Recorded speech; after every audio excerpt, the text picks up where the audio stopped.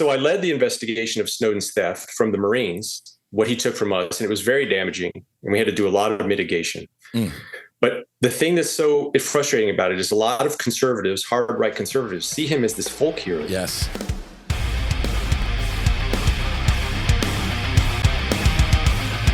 Good morning, good evening, good afternoon, and welcome aboard the Max Afterburner podcast, powered by the No Fallen Heroes Foundation, No Fallen Heroes Project. Folks, I have a very special guest on today, and I don't use the word special because he's a Marine. I use a special guest because he's a long-term friend of mine, man, from college days.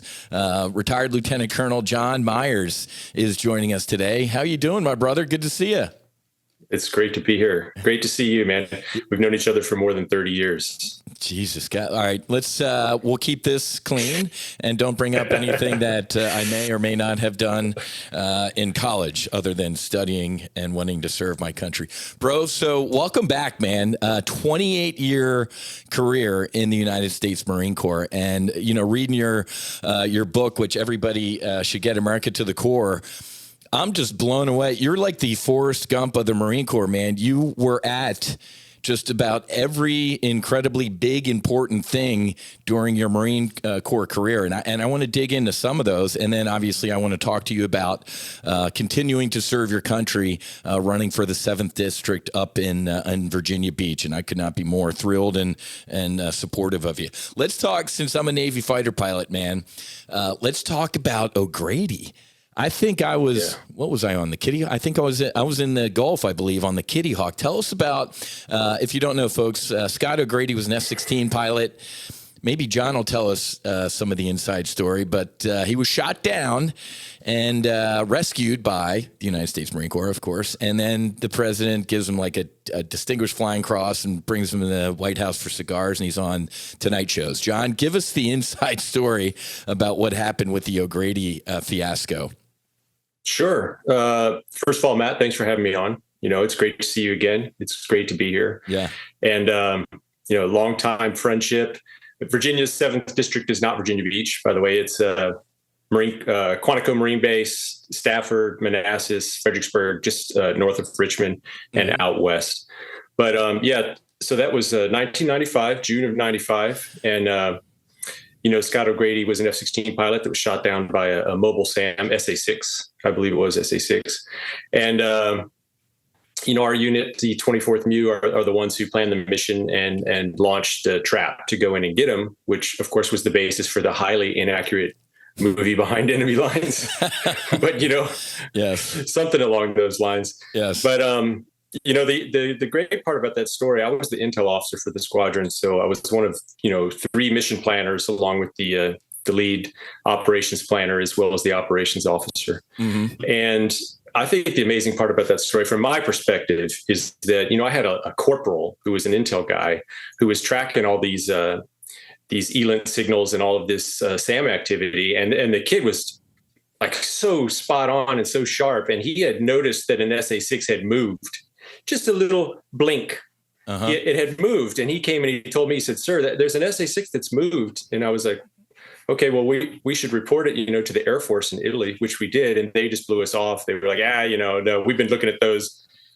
We know what's going on, Marines. Just yeah, no, saw it off. We don't care. Yeah, and so sure enough, the Air Force had been flying a route right between these two SA-6s, almost treating them as if they were like, fixed SAM sites. Mm-mm. And sure enough, that SA-6 moved up. And as soon as O'Grady and his wingman flew in there, it popped on. Yep.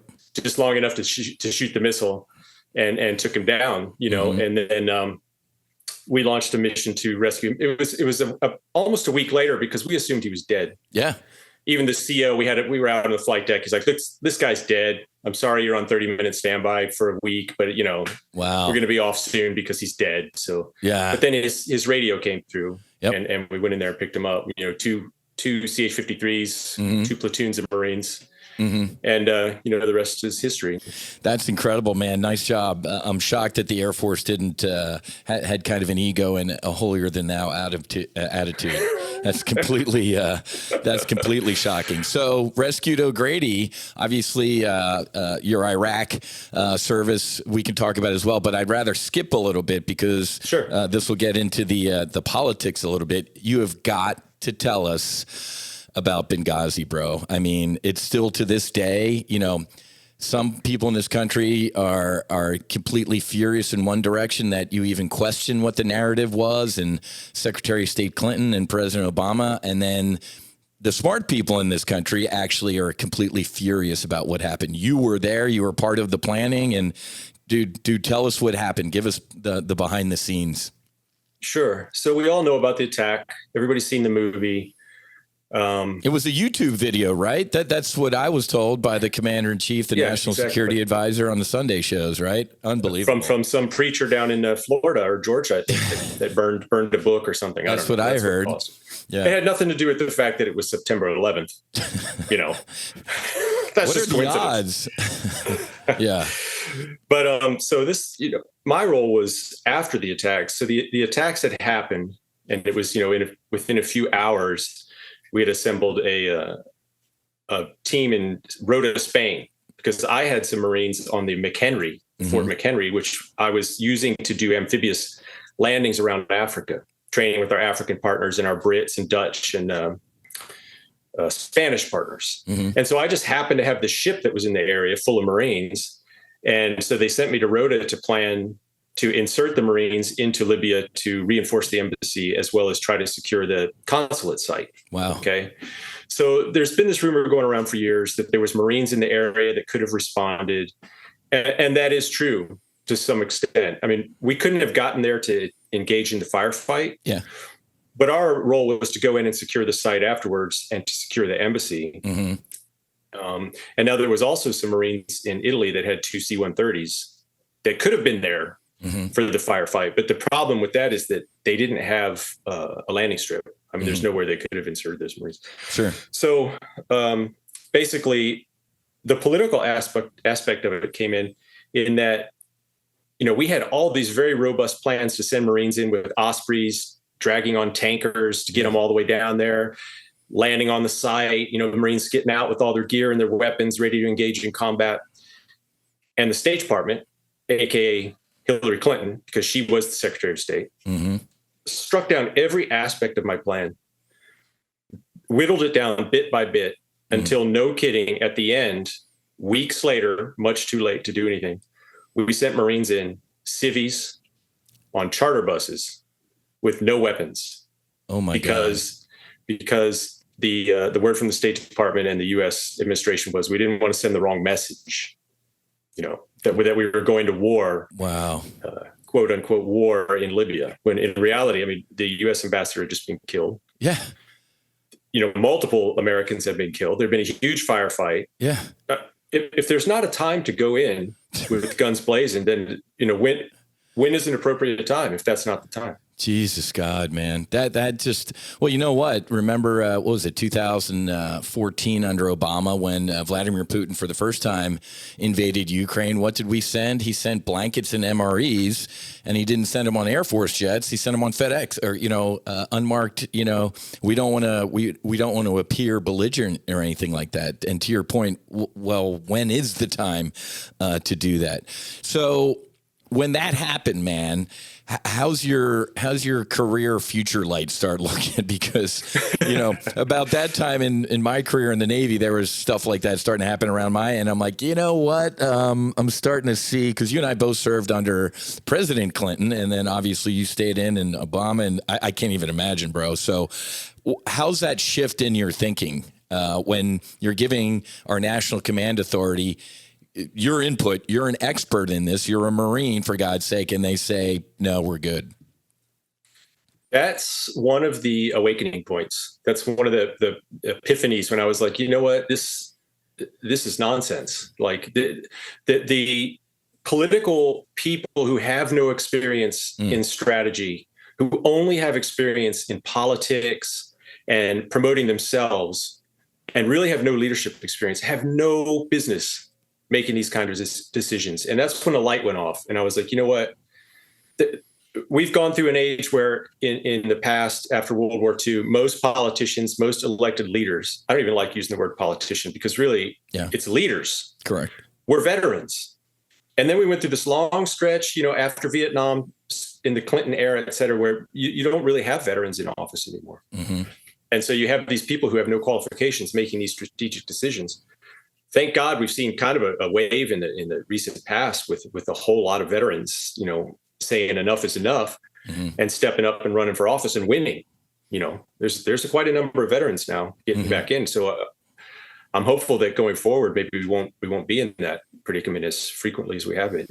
Now, after that absolute shit show and disgrace, tell us about Africa, because it really seems like that's an unreported, at least to the American public, like that seems to be a beehive of badness that can reach out and touch us. I mean, most people before 9/11 couldn't point out Afghanistan on a map. Now just about everybody knows. Is Africa, tell us about your time in that AOR, or at least being worried about that.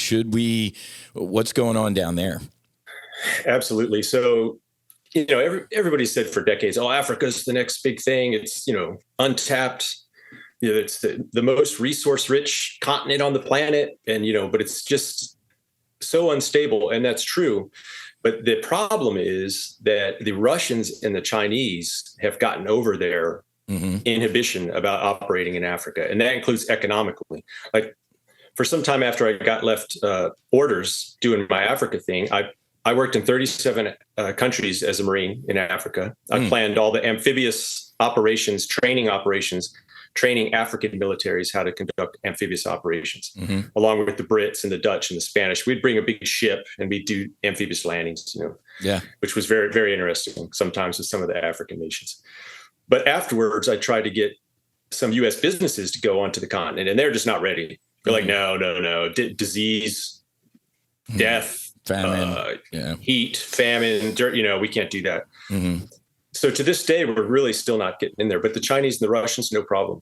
They go in there and they work these debt deals where they agree to build a city or a highway or a port. And then in 10 years, if the African country can't pay for it, then it's theirs. Yeah. What's it called? Belt and Road, right? China didn't raise no dummy, man. They're going in there with the checkbook and making everything shining and gleaming, building all this stuff, building deep water ports. I wonder why they're building deep water ports. Maybe because they're building a Navy that's going to rival or surpass ours with aircraft carriers and deep draft ships. And you nailed it, man. Shockingly, these African countries 10 years later are like, hey, Moose, Rocco, help Ghana find its checkbook, and they can't, and now they're in the pocket of the Chinese. What about the terrorist threat from Africa? Is it a hotbed, or what's it look like?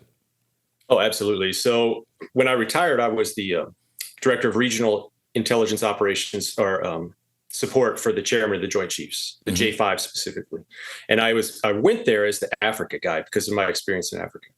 And the thing I briefed day in, day out, all the intel we were getting is that all the intel organizations, when we started really hammering the Middle East and shutting down their operations, they all just shifted to Africa. And that's where they are now. That's where most of them are based. That's where they're building up all of their support. And country by country, they're flipping them. You noticed that recently there was a coup and they're waving Russian flags. Yeah. And, in Nigeria, they have a massive Islamic terrorist organization there that kidnaps 500-600 people at a time. Jesus. You have Mali, you have Cameroon.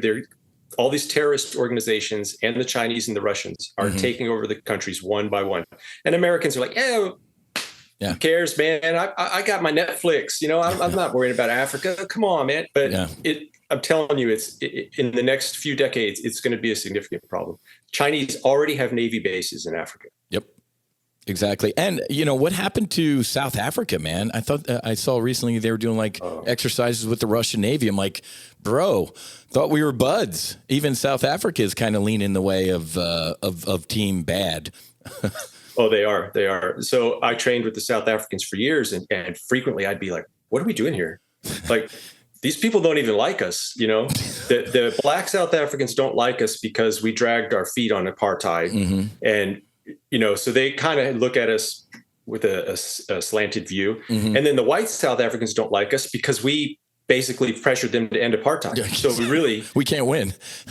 You can't win down there. Exactly. And they're very cozy with the Russians. They're a BRIC nation. Mm-hmm. They're a member of BRIC. Yep. They're allied with the Russians. When we worked down there in South Africa, if South African officers became too close with us, like going out having beers after work or, exchanging Facebook, whatever, they would get reported. No way. To their higher command, and they would get reprimanded. Yeah. Whoa. All right. So Africa, hotspot that we're not paying attention to, at least that I can see, or you behind the scenes, the American public should be concerned about, and we're not paying attention to that at all. Let me get to another Forrest Gump part of your career as you weaved and bobbed. Snowden. And then what's his name? Hansen. Bro, what happened? First of all, how could all of that happen? And you ripped all that stuff apart. Give us a quick debrief about those two spies and how you were involved in all that stuff. So Hansen was kind of a side gig. So when I was a reservist and I was working at the State Department, and as in the State Department Diplomatic Security Bureau, managing their domestic security budget and policy. And my boss, Hansen, had been busted coming in and out of the State Department a gazillion times. So I led the internal State Department investigation to figure out how many times he came in and where he went and who he talked to and what he took. And, the guy's dead now, but it was a huge stack of, he'd been in there thousands of times and he'd seen hundreds of people, and he'd been plucking information out of there and giving it to the Russians. And he was a bad dude. But, at that time, the American public, when somebody stole classified and gave it to the Russians, he was a traitor. Mm-hmm. Okay. Fast forward to Snowden. Now I'm in the Marines again, and Snowden steals a bunch of physical hard drives. Yeah. 8 or 9 top secret SCI physical hard drives. Whoa. With millions of files, classified files. And that could be anything from a 1-page slideshow to a war 6,000 sheet, Excel spreadsheet of every counterintelligence agent in one of the services, and all their. So, but you fast forward to Snowden, and because of social media and all these information ops going on, he gets painted as like this folk hero. Yes. Because this tiny little sliver of the data he stole was NSA data that under the Patriot Act allowed them to listen to American citizens. Because which is oddly, everybody supported that at first. It's like, exactly. You mean if the NSA is listening to a terrorist talk about making plans, and then an American guy gets on the line, you have to hang up? You can't listen anymore? And they're like, yeah, we can. Exactly. So they changed that law, and they made it legal to listen to Americans who are engaging in terrorist activity. But fast forward to Snowden, and everybody's up in arms about that. Yep. But so I led the investigation of Snowden's theft from the Marines, what he took from us, and it was very damaging, and we had to do a lot of mitigation. But the thing that's so frustrating about it is a lot of conservatives, hard right conservatives, see him as this folk hero. Yes. But in reality, he's just a scumbag. He's a criminal, man. He's a traitor. He lied about his army service. He said he got wounded and stuff. He had shin splints and didn't make it. He lied about having a degree to get his job at Booz Allen. He lied about having qualifications to get him access to higher levels of intelligence. He got into a verbal or email dispute with his bosses, which made him mad. So he stole a bunch of hard drives and fled to Russia and gave them to the enemy. My God, man. Are we still, what's the status? Are we still trying to get him from Russia, or is just Putin? He's a Russian citizen and he's untouchable now. Putin's protecting him. Yeah. And all of the information that he stole is, he still has it. So, wow. He can still share that. And the interesting thing is, that information is getting pretty old now. That was 2014, True. Right? Correct. That's stale. Most of it's stale, right? Yeah. So, and we had to mitigate a lot of it and change procedures and notify people who'd been compromised. So how long is the shelf life on that information? And when do the Russians, determine that he's no longer useful. Yeah, they might meet him for tea some afternoon if he's. Or actually, you know what, man? They should give his ass a rifle and send him to Ukraine. They might if they need to get rid of him. You're a Russian citizen. You're a fighting age male. Oh, you have military experience? Here you go, Snowden. Or invite him to a high-rise party on top of a high-rise. Exactly, yeah. Bars outside. Oops. Let's get into that, man, since obviously we'll get into you wanting to run for Congress. Talk to us about Ukraine, man. It seems like some in this country are like, what the fuck are we doing? We have open borders at home, raging inflation, deficits, our own we got 50, 60,000 homeless vets on our own streets. And I'll just share a quick story with you. I mean, my podcast listeners know this. I met with I'll tell you offline, but I won't say it publicly. I met with a congressman who's an appropriator. And when I'm like, dude, for the price of 10 Abrams going to Ukraine, you could heal, I could heal just about every veteran with PTSD. And the dude's like, little advice, Whiz, don't talk like that to appropriators. We get pissed off. That's a national security pot of money. I'm like, dude, I don't give a fuck. It's one pot of money to we the people type of thing. It's money. So talk to us about Ukraine. What's your stance on Ukraine, especially as a 28-year career military officer? I was only 15, but what's the bottom right of the Excel sheet on this thing? What's the end state, right? So based on your experience, what's going to happen in Ukraine, or what do you think should happen in Ukraine? What should be our stance? So, when that first happened, when Russia invaded Ukraine, I think everybody was on the same page. Yeah. Like, this is messed up. Wrong. You should not be doing that. And we should help Ukraine. Mm-hmm. And that is true. And especially if you look at it through an old school national security lens, which I sort of do, which is Russia bad, Russia enemy. Exploit every opportunity to make Russia weaker, just like they did to us in Vietnam, we did to them in Afghanistan. Yeah. It's an opportunity to Korea to make them weaker. Mm-hmm. And so I was on board with that too. This is an opportunity to weaken Russia. But then you come to a point, it's like, okay, I think we've crossed a line now. Like, I supported us helping Ukraine to challenge Russia. Mm-hmm. I don't support us funding their entire defense infrastructure for the next 10 years or providing them weapons that allow them to strike Moscow. Correct. It's getting a little overboard. And now we're into the tens of billions, hundreds of billions. Mm-hmm. I think you need to draw a hard line somewhere. And that hard line is you help Ukraine to defend Ukraine. Mm-hmm. But you only do it with a coalition of partners that are providing an equal amount of support. Yeah. But it's not a blank check, and it's not a never-ending rotating door of money. There has to be. I saw a graph where, here's the bar line of the United States, everything we've given, and every European nation combined doesn't even come up to like close to half of what we're doing. I'm like, that's your backyard, folks. What are we doing, right? And war, as you know, it's unpredictable. And, we have a saying in the military, obviously, it's going to get worse before it gets worse. This is going to get worse. What is the desired end state? We're not going to send tanks. I'm sending tanks. We're not going to send fighter jets. It's World War III. I'm sending fighter jets. Cluster bombs, when Russia used them in Syria, is a war crime. We're sending cluster bombs. It just makes incredibly strange bedfellows, this mission creep. I have no idea what the desired end state is. I wake up every day and I see news reports like, Ukraine attacks Moscow. I'm like, I can't even believe it's 2023 and I'm talking like this. There's war in Europe against a nuclear armed power. Let me get your take on NATO. Because if everybody's NATO, what's the point of NATO? So, because people, the domino theory failed in Korea. It failed in Vietnam. Ooga booga booga. If this country falls, we're all going to die. Guess what, folks? I'm here to tell you publicly, if the dude sneezed into Poland or a NATO country, I'd go fucking pick up a weapon and fight. That's what we do. But what's the point of NATO, John, if everybody's NATO? Tell us your stance on NATO and funding. I mean, absolutely. The approach we had prior to Biden with, making everybody fully fund their contribution to NATO, which might be minuscule compared to us, but as long as it's their 2%, they're living up to it. That needs to be enforced. And of course, it's slipped since, we went back to the old ways. But there is an argument that Russia is very sensitive to having that buffer zone. Like,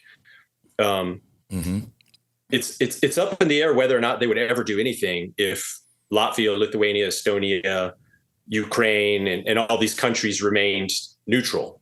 Maybe Russia wouldn't invade. Maybe they would. It's hard to say. But the argument that Russia used was they don't like to see NATO encroaching on their western border.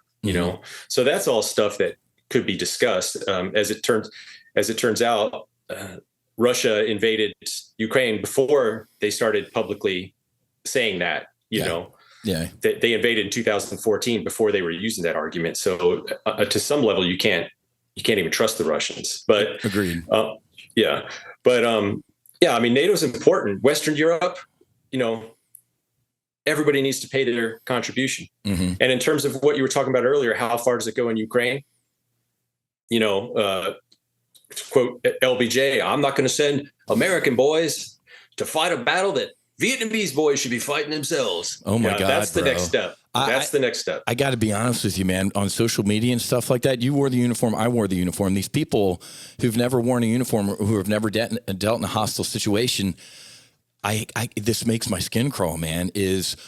Those kids are fighting it for, however it's phrased. I'm like, oh my God, how you're like the American exceptionalism people. We're not exceptional. We shouldn't talk like that. But at the same time, you're like, let Ukrainian kids die because our kids aren't doing it. I'm like, which one is it, folks? How about all lives are critical? It breaks my heart to see Ukrainian young men and Russian young men turned into hair, teeth, and eyeballs. But we have people in this country who are comfortable saying like, hey, it ain't our kids dying. Wow. Is that really what we've gotten to? Like, woo, best money we've ever spent. I'm like, oh my God, man. It's unbelievable. This is wasteful death. This is in the trenches, it's face World to War face. I. Yeah. It's dropping drone grenades into people's laps. I mean, it's antiseptic, really, man. Let me get your take on this, because maybe you remember the study. It was like a long time ago. I don't know if it was an admiral or general. I wrote a great write-up that said drone warfare makes war more likely and actually will make it worse because it's more antiseptic, right? Instead of sending Whiz in a Hornet over Syria, he gets shot down and they beat the shit out of him. He's all black and blue on CNN. That's bad. Send a cheap drone. Well, drone v drone v drone, it's got to end with, let's go find where the drones are coming from, or the dudes or the ladies that are piloting them, and go. Warfare still gets down to a rock going to the other caveman and smashing his skull in. Talk to us about this new warfare that you see in your 28-year Marine Corps, the rise of drones and drone swarms. Does it make war more likely, less likely? What's the impact of this new technology? It absolutely makes it more likely, because it's so easy to push a button or launch a drone from 5 clicks away and just casually. I don't know if you've seen the YouTube video of the Ukraine drone operator. He's like he's like 18, 19 years old, and he's killed, 400 people and just kind of chuckles about it. And it's like he's playing a video game as he sits 5 clicks away, launches this drone. He's got, 5 crates of grenades next to him. And this is all he does all day long is kill people. Yeah. And to him, it's like a video game. Yeah. And obviously just makes it so much easier. But what happens when the drones are taken out? Then it's going to go right back to what it was in the first place, or they take out the node that controls the drones so that they can get to the people at that location. Exactly. But the thing that as a Marine, 28-year Marine, that really bothers me, especially when you see those videos and what warfare is like these days, is what is the Marine Corps or the Army doing to counter that? Imagine we had Marines in Iraq, in Fallujah, or one of these places, in their buildings, on the roofs, setting up sniper positions, maintaining a compound, watchtowers. They weren't exposed to this. So has the Marine Corps done anything? Yeah. What is the defense against some kids sitting 5 clicks away and dropping grenades in your fob 24 hours a day? Correct. Have we looked at that? I don't think we have. Well, so let's talk more about military leadership, or lack thereof. Obviously, everybody, unless you become the commandant or the CNO, everybody gets out for whatever reason, right? There's an exit point. In order, and I'm preaching to the choir with you, but just for the public listening, in order to make flag in today's military, you have got to be uber political. Talk to us about that, because we see. I'm not embarrassed to admit it, but I dated when I was a freshman at Embry-Riddle before I went up to JU and met Jon. I dated Dee Burt. She's a lieutenant general now in the Air Force, and she was, last month about the transgenders, and we're not detailing people to Florida because of the governor. I'm like, whoa. Oh. What? Hey, General, what? So talk to us about the politics that have infected the military, and when elected to Congress, how can you battle some of this stuff? I mean, look at Senator Tuberville, waging kind of a one-man war. What can you talk to us about whether or not you believe the military leadership is woke, and how do we fix it? Oh, absolutely. I mean, a lot of my peers that I started out with, not a lot, but some of the peers I started out with are general officers now. And, their entire careers, I was around them, and I watched them walk this path of veering to the left and veering to the right, jumping over a ditch, metaphorically, just like never really saying who they are or what they are, what they believe, just kind of going with what they needed to go with to get to the next promotion, and now they're at the top during this time when everything's so crazy, and we're allowing people suffering from mental illness to enter the military. And then we're funding their mental illness and allowing them to lead troops and things like this. An example of how bad it's gotten, obviously I was a Marine. My last 7 or 8 years in the Marine Corps, I can't even tell you how many hours I did of social training online, all day stand downs to get sexual assault prevention training, to get sensitivity training, to get all this sort of training. Hundreds of hours. I'm not exaggerating. Wow. Hundreds and hundreds. Do you know how many times I went to the range? 0. Wow. 0 times did they give us afford us the opportunity to go to the range, but we got just blasted with all of this social sensitivity training. And that's what the military is like now. I'm convinced that that's why active duty ranks are seeing a suicide epidemic, is because the morale is so bad. The leadership is so bad. The focus is so askew. They're not doing what they joined the military to do. They're away from home. They're stuck in a barracks. They're treated like second-class citizens, and it's driving the suicide rate up. Now let's, great segue, bro, because I was hanging on your social media two years ago, like almost every word. No man left behind means something to you and to me, I can tell, because we're brothers. That actually meant something as an American. Ronald Reagan, you fuck with an American, I'll fly halfway around the world and send a battle group to kill you. Nowadays, hey folks, get to the airport by this time, and if not, we're leaving you behind. I can't even look at me. I'm like, it makes me furious, man. You were involved, so you got out, or you were on your way out, but you still tell us about the Afghanistan. I'll call it surrender and withdrawal, and how'd you help save lives? So I was out. I'd been out for a year, and after I retired from the Joint Staff, I went over to Europe and joined my family, who had gone over for my wife's civilian job, and I was kind of just sitting on the couch, like literally sitting on the couch, and taking my kids to school. And, I had hoped it was going to be European vacation time, but it was COVID, Big Ben Parliament. We're going around the circle. But it was COVID, and so the Germans really locked it down. It was the worst place in the world to be during COVID. But anyways, one day I was driving back from taking a kid. The Germans can be like that with lockdowns, but that's another story. There is a term you can use to describe them historically. That is how they acted during COVID. Exactly. I won't do. Got it. But I was driving back, and a buddy of mine, a colonel in the Marine Corps, just messaged me because he remembered I had worked at the State Department. And he said, Jon, I'm desperate to get my buddy out. Have you seen what's going on? And I had just seen the airplane, the C-17, it was that day. And I was so angry driving home. And my colonel buddy called me and said, I know you worked at the State Department. I'm trying to get my buddy out, my interpreter and his family. He's the national judo champion, national karate champion of Afghanistan. And I was like, gee, man, I don't know. I don't know what I can do. He's like, well, you worked at the State Department. Can't you call somebody? And so I just pulled over on the side of the road, and by good graces or some sort of coincidence of God or whatever, it just so happens that morning I had received an email from a Marine inside the wire officer who said, hey, Jon, we're looking for people to get out. Like, we don't know who to get out. The State Department didn't have an F-77 plan. The government hasn't told us anything. like we see all these people, we know about the interpreters. Do you know of anybody? And so I had that in the back of my head because I think I told the dude no. I was like, man, I don't know anybody. Yeah. And then another buddy of mine said, hey, I'm managing some of these flights going in and out of this airfield. It was a Navy guy. He was still all right, even though he was Navy. And so I was sitting on the side of the road and I just put two and two together. I was like, well, I could talk to that guy, get his name, send it to that Marine. Mm-hmm.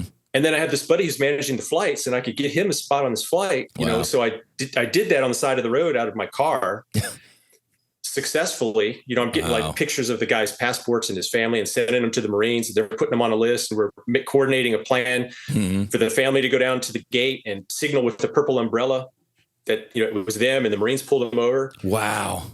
And it worked. And I was like, I went home and I was like, man, that was crazy that I just did that. And then my phone started blowing up, It's like, hey, we heard you got somebody out. Could you get this person out? Can you get that person out? So wow.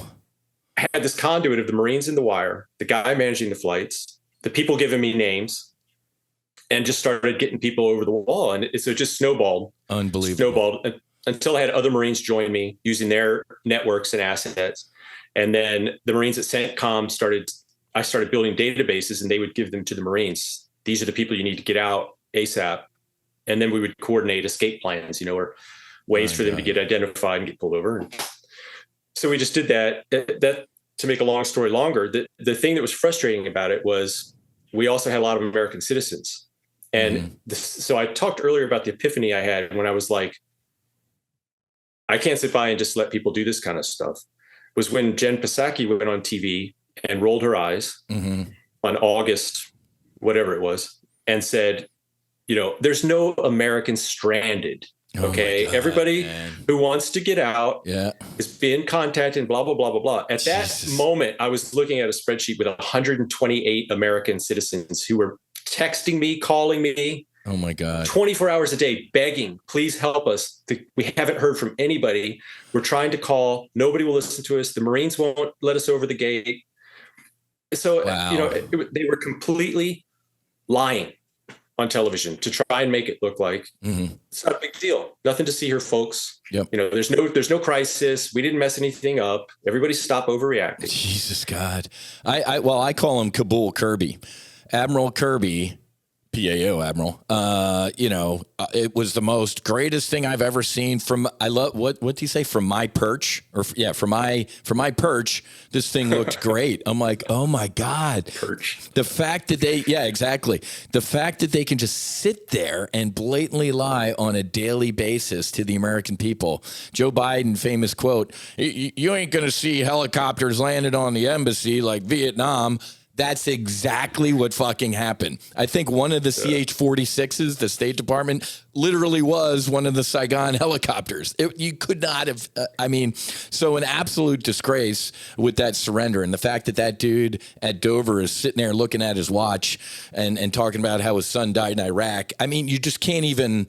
So let's start transitioning to the politics, man, because clearly you're like me. You're completely fed up with everything that's going on. So when did you decide, and first of all, let me ask this. What the hell happened to, Northeast Virginia? I guess it's part of the swamp, but Virginia, man, God, Second Amendment, great Americans. What's going on in Virginia and what really pushed you over the edge to run for the 7th? Okay, so I have to say, first of all, I didn't spend my life wanting to run for Congress in Virginia. You've seen the people, even in the military, you kind of get the feeling that they're just there checking a box. Yeah. Because, they have all this stuff lined up because they consider themselves to have a political career. So I'm going to join the military. So I might as well join the Marines. Check that box. Yeah. Might as well be a pilot, or SEAL. Check. Because they're just on this path. I wasn't on that path at all. Yeah. I didn't want to, but now I have to. I feel like I have to because it's like going downhill fast. Nobody's stepping up. There's now veterans stepping up. And when you talk about the political aspect versus the leadership aspect, that's why I don't like to use the word politician. People have said that now as I'm going around meeting people and, so you want to be politicians? It's like, no, I don't. No, I don't want to be a politician. Exactly. I want to be a leader. Yeah. I want to be a leader who can get into the position to do the right things for Virginia and for the United States. And so the first epiphany was the one I talked about with Benghazi. And the second was the Afghanistan thing that happened to me, where I just said, enough is enough. I'm going to throw my hat in the ring and try. Maybe it'll work out. Maybe it won't work out. But in terms of Virginia, what has happened to us is I'm native Virginian. I'm a 14th generation Virginian, and up there in Northern Virginia, Northern and Northwest Virginia, you have what a lot of people down in the other parts of Virginia call come-heres. They come here for work. Yeah. They come here for whatever, and then they don't leave. Yeah. And they bring their politics, and if they come to work for the federal government, and there's so many of them up in Northern Virginia that they've kind of lopsided the state. Correct. But if you go anywhere else in Virginia, for the most part, you have pretty sane, reasonable people pro Second Amendment, but there's just not the numbers of people out there because you're out in the farms, you're in the mountains, down at the beach, so they're kind of swaying what happens in Virginia right now. But there was a shift in momentum because they made the one mistake that you don't make. You don't get between a mother and her child. And when they started doing that, all the independent, not all, but I'm speaking, generally, the independents said, hey, wait a minute. No. I'm not good with that. And even some of the Democrats were like, no, you don't. I think I can remember the date and time Terry McAuliffe said that. You could actually see his stock go to zero, like negative. I'm like, but that's how they think. He actually, you got to give him credit that he actually told the truth for once. Like, no, you got no say over what, we're in charge of your kids. Holy crap. So, your Governor Youngkin seems like a really good and solid dude. So it looks like you're 7th in Virginia. I love that place, man. And, Marine Corps Central. How's it looking in there? Who's your opponent and what's the primary or is there a primary and who's your opponent going to be? It's going to be a crowded primary. There's already 2 other veterans. I'll stick to the Reagan mantra, which is I'm not going to speak ill. Those guys are good veterans. They're solid dudes. Good man. Awesome. I'm sure they'd be great. My approach to it is we're all on the same team, right? We're just arguing to see who has the best fastball. Yeah. And I think I have the best fastball because of my long career and strategic level intelligence work and, having all that exposure.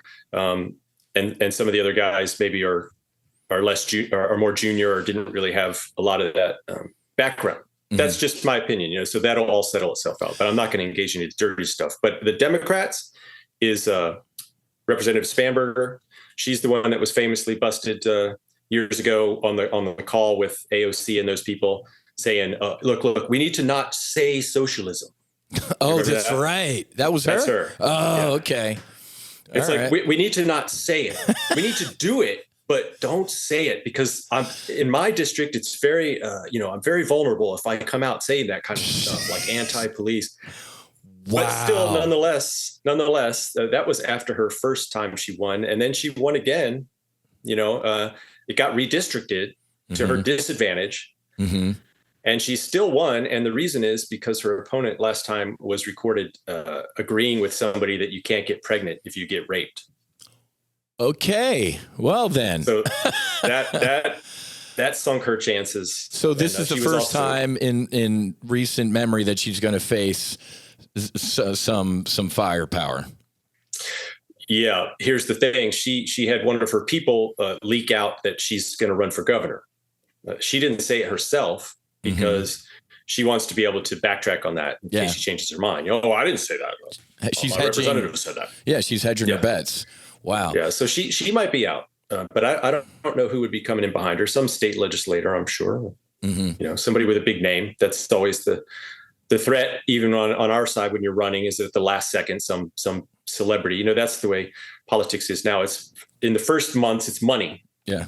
It's all anybody talks to me about it. RNC and those places. You got to raise money. It's all about fundraising. That's the only measuring stick. Fundraising. We know you're all veterans. You're all great candidates, but we're going to see who raises the most money. Wow. Yeah. And who has, and then it's who has the biggest celebrity name. cage match, man. Now let's transition to, obviously, one of my big guiding precepts right now is Veterans Affairs. Obviously, being a veteran yourself after a nearly 3-decade career in the Marine Corps, talk to us about the state. You know what my opinion is. I want to get yours. The state of Veterans Affairs in this country, and what can you do to potentially help out? Well, it's a terrible situation. When you consider that less than 1% of people, that's the statistic I've heard, is that less than 1% of people serve in the military. That's not an overwhelming group number that you need to take care of, that you need to properly take care of. Exactly. It could be done. Yeah.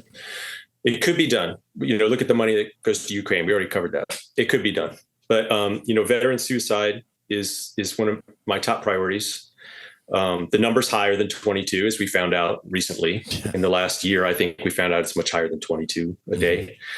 My personal experience, I'm at least 6 or 7 very close friends, at least 6 or 7. Wow. One who used to come out here, I live on a small farm in Virginia with a lot of horse fence, and he used to bring his son out here. And he had been wounded in Fallujah, shot 7 times, lieutenant colonel. But he recovered physically somewhat. He was pretty torn up, but mentally he never recovered. But he used to bring his son out here to paint fence. He just wanted to. I was like, you don't need to do this. Like, I can paint my fence. He's like, no, I enjoy it. Bring my son out. It's good bonding time. Committed suicide about a year and a half ago, I guess. But many, I'm sure too. And I think if I get elected, what we need to do is, obviously, we need to look at psychedelics, right? What can it hurt? Is what we're doing now working? No. Exactly. Yeah. Keep digging. Counseling, meds, the antidepressant meds, all the typical stuff that actually have been shown to possibly increase suicide rates. Correct. So yeah, I'm 100% behind the psychedelics. Absolutely. Awesome. And then you have the Canadian alternative, which is they just offer them euthanasia. Jesus Christ, man. Did you see that one? I did. Yeah. I need a new wheelchair ramp. Have you thought about killing yourself? That's coming here, man. Somebody in this country is like, wow, what a great idea. That should be an option for our veterans. It's just an absolute disgrace, man. So I'm glad to hear, obviously, that you're super on board. And obviously, I'm going to introduce you to a couple of the bros, like the Luttrells and the Crenshaws and Congressman Zinke. All the Navy SEALs are behind it. So it's good to have a Marine officer in office doing that as well. Talk to us about one other thing, Matt, I'd like to say about the veterans. Obviously, I'm fully on board with the psychedelics. If the VA is doing anything, they need to be doing everything, right? Correct. And then my second proposal that I've thought about is that I feel like veterans should get a break. All veterans who serve honorably should get a break. And I'm not just talking about those who contributed to the GI Bill or those who have 70% disability because they got their leg blown off or their head's all messed up. I think all veterans who serve honorably and have an honorable DD-214 should get a break. And I would propose that for every year of honorable service that you do in the military, as demonstrated on your DD-214, you get 1% off your federal taxes. Wow. Dude, I never heard. That's a great idea. We could drive up recruitment. Yep. People are going to buy into that. You're going to take care of your veterans. Wow. You're going to have extra money to pay for some of their needs. So if you did a full 4-year enlistment, you got out honorably, that's 4% off your federal income tax for life. Why wouldn't we do that? We have a Federal Reserve chairman who on 60 Minutes said, I make money out of thin air. I just print it or, I send it to. So we literally have a government who just says they make money out of thin air. Why dude, that's such a great, I didn't even think about that. I'm going to steal that as my idea. That is brilliant, man. That leads me, and I'm glad you brought up recruitment. I got to be honest, man, between us ladies, I don't want my 2 boys to go into the military. They're not listening to me, and I respect and love them, and I will fully support them. But the number one recruitment source for the United States military for what? Since, Lexington and Concord is us, is veterans. The fact that our services, except yours, the Marines, can't hit recruitment goals is because veterans are done. How can we pull this out of the nosedive? How can we get you and me back on board as cranky old veterans to talk to our youth? Because I bro, you know me. I do not recommend anybody go in the United States military today. Which when you lose a guy like me, Annie, get your gun. How do you win me back, bro? What do we do? I'm right there with you, man. 28 years in the Marine Corps, and I refuse to allow my children to join the military after what I saw over the last 7 or 8 years. And I already wasn't a fan because, the people who die in the military, in the Marines, are the junior people. Correct. And the young people. It's always between the ages of 18 and 25 for the most part. And I just wasn't a fan. I've done a lot of work with people who have started up the Wounded Warrior Regiment. My teammate in Iraq was Tim Maxwell, who got grievously wounded, and they named Maxwell Hall after him because he started the Wounded Warrior concept in the Marine Corps, which is, Vietnam, you got your leg blown off one day, the next day you got your discharge papers, and the next day you were back in Kentucky sitting at the bar, trying to deal with your physical and mental problems. Tim Maxwell started the Wounded Warrior Regiment in the Marine Corps. You don't get discharged when you get wounded. You go to the Wounded Warrior Regiment. You spend however long you need as a Marine dealing with your physical and mental wounds. But working with those guys, I've heard so many stories about guys who were lance corporals with traumatic brain injuries or limbs blown off, no longer really functioning, who were just shoved in the back of a trailer, hooked up to machines in their mom's house, and a check coming every month. And I just, the thought of that happening to my son for stupid reasons. Yes. Okay. If we were doing it because the Chinese invaded our homeland, or because somebody invaded Britain and we needed to stand side by side, then, I'd be proud when my son went down to the recruiting office and said, sign me up. Correct. But to have him have his limbs blown off because we need some microchips, exactly, or because some politician says, "Oh, we need to defend them," because, and there's really no groundswell. Because I'm laundering money through that country. Yeah. So I did the same as you. I told my son it's forbidden. I mean, ultimately, he'll probably do what he wants. He's obsessed with tanks. We've been to every tank museum in Europe, except for the Russian one, which is the largest. We've been to a couple in Virginia now. And so he has that in him, but he wants to join the military that you and I joined. Exactly.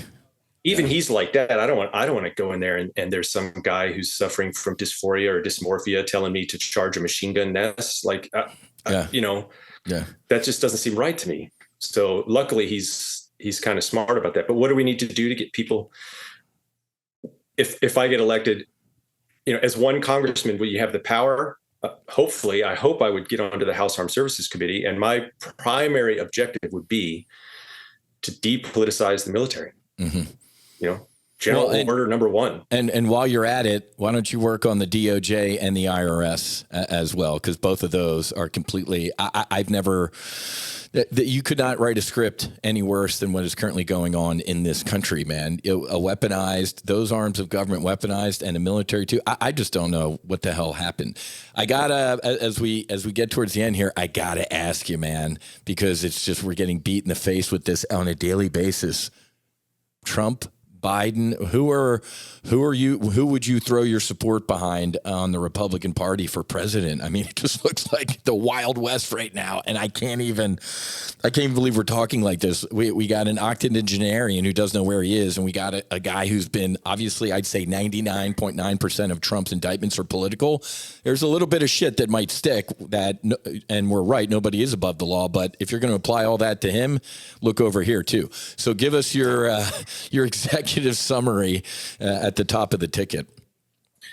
Well, I would support whoever the nominee is, obviously. The thing in regards to myself and Mr. Trump and my thoughts on him is that when it comes to President Trump, I'm all about the function over the form. Like, his policies are spot on. You can't argue with his policies. Correct. His economic policies are strong. His national security policies are strong. Border, if you're economic. And you'll notice most people who hate him, or Democrats or ultra liberals, they never talk about that. They just talk about, well, he's a racist, or he's a jerk, or I don't like what he said about women. Yeah. The personality. So that's my position on him, is I'm all about the function. His policies are so great. Sometimes the form, I wish somebody would work with them on the forum, because imagine the progress we could make. Correct. If President Trump, tried harder to be more palatable to independents or the other side, just leaving all that stuff behind. I mean, he would just knock it out of the park. His policies are so great. Mm-hmm. Some of these other people now, I feel like we're getting a rehash from the past. We're getting kind of cookie cutter, formulaic, box checking, join the Navy, check. Yeah. Do this, become a lawyer, check. They've kind of formulaic. And then the one gentleman who everybody's going crazy about, Ramaswamy, I just get such a Vietnam leadership vibe from that guy. Like, mm-hmm. We will defend vigorously this place. Okay, well, you've never defended anything. All right. Exactly. It would be my son that's defending it. And correct. I'm not real excited about somebody who's so quick to jump into that kind of stuff. Well, as you know, man, in our decades of military service together, the folks that are ordering us to go do stuff, their kids ain't picking up a rifle or wearing a uniform, except obviously Mike Pence. His son, I think, is an F-35 pilot in the Marine Corps. So God bless that kid for being a Marine. But you're right, man. Most of these people never wore a uniform, and they're always the quickest to want to use military force. Looking in your crystal ball, what happens though? I mean, obviously I'm pulling for you. I'm personally pulling for you. Well, you can let us all know how we can donate and your social media and stuff, but give us your crystal ball, man. What do you think this election is going to ultimately look like? Who do you think the two nominees are, and what happens? I think Trump is the nominee. It's hard to say on the other side. I mean, there just doesn't seem to be any movement in anybody stepping up to, I think people might be waiting to sort of jump out at the last moment, Newsom and a few others. I think they don't want to take the flack for an entire year. They'd rather take it for 5 months or something. Mm-hmm. So they're kind of loitering in the wings, see if he survives physically. I can't even believe we're talking like this, man. Like the dude, I mean, he could, God forbid, he's president of the United States. He's my president. I don't want anything bad to happen to him, but my God, man, you look at the actuary tables, it ain't good that the guy even finishes this term. So what happens? I believe Trump's the nominee, and I hope that he wins, because again, I'm all about his policies. The thing I'm just afraid of is there's an irrational hatred of Donald Trump. Yeah. That if he's on the ticket, there will be people who show up just because they want to vote against him, and they would rather vote for a dead person or a ham sandwich and be able to afterwards say, at least I didn't vote for Trump. Correct. And that could trickle down, because people will show up to the polls and be like, screw Mr. Trump, and screw that guy too, and that guy down there, and screw all those people down there with the R's, so. Isn't that incredible that our republic has actually evolved into, I'm going to vote, I have anger voting. I'm going to vote against the other person and not for something. I've never thought I'd see our republic in this situation, man. As you know, you're a student of military and history. I mean, we're Rome, man. Our military's failing overseas. We're in debt. Our social issues are insane. Inflation's raging. I mean, if you look at the fall of most great republics, we're right down that course. So, bro, you got my absolute 1,000% support. I'm going to hook you up with some of the folks that I know in DC. Thank you for your stance on psychedelics, because you nailed it. What's currently we're doing is not working. It's not working. And even, if I give my anecdotal, or Marcus Luttrell or JT, who I did the medicine with for the first time, either we're lying or it worked for us. The government trusted us with TS, SCI, and all sorts of stuff, but now we're going to lie about something like this. We're not lying. So I'm glad to hear your stance on that stuff. So how can we donate? What's your websites? How do we pitch into the fight to get Lieutenant Colonel Jon Myers elected to the 7th? So as I said, I've met with the RNC. I've met with a lot of people in office in Virginia and nationally. And for these first several months in a primary, for people that are running for office, for the first time, which is most of the people involved in this race, it's all about fundraising. It's not all about fundraising. It's only about fundraising, pretty much, and trying to get your word out. Trying to get your word out and getting money. So my website is Myers for Virginia, MYERS FOR Virginia, course, if you mistyped it Meyers, it's still going to my webpage. But smart man. And then on Twitter at Jon Myers for VA. And you can donate right there on the front page. I appreciate any donations and all donations. Mm-hmm. Just, got to make it happen, and got to make it happen a lot. Mm-hmm. That's the name of the game. Awesome. Is there like a qualifying thing, or are there debates scheduled or anything like that so far? What's the roadmap look like? Nothing yet. Still early. There's several people still I know who are going to run who haven't even declared. Oh, okay. And there's some strategery, as George Bush would say, behind that, because they don't want to have to file a financial report during the first quarter, because everybody's going to be looking at that. Mm-hmm. So when you file early, like I did, and like a few of these other gentlemen did, now everybody's looking at your first quarter report. Well, how much money did he raise? Oh, he's not serious. Mm-hmm. Nobody's supporting him. So mm-hmm. they're trying to avoid that. Mm-hmm. But yeah, that's how that works. Okay.